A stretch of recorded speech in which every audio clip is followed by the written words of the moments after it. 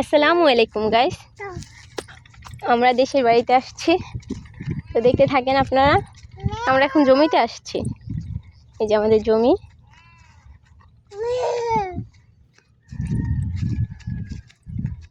সবাই ধান কাটা নিয়ে ব্যস্ত আছে, ওদিকে ধান কাটতেছে।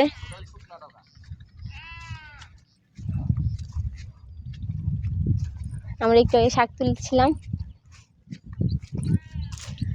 কলের শাক তুললাম আমরা সবাই।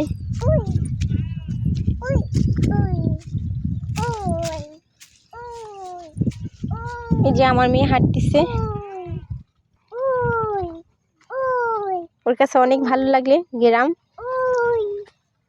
গ্রামে এসে ও অনেক এনজয় করতেছে। দেখেন, আপনারাও দেখেন।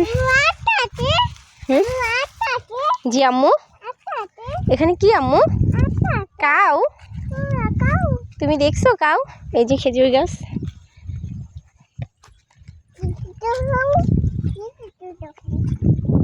দাঁড়াও আম্মু,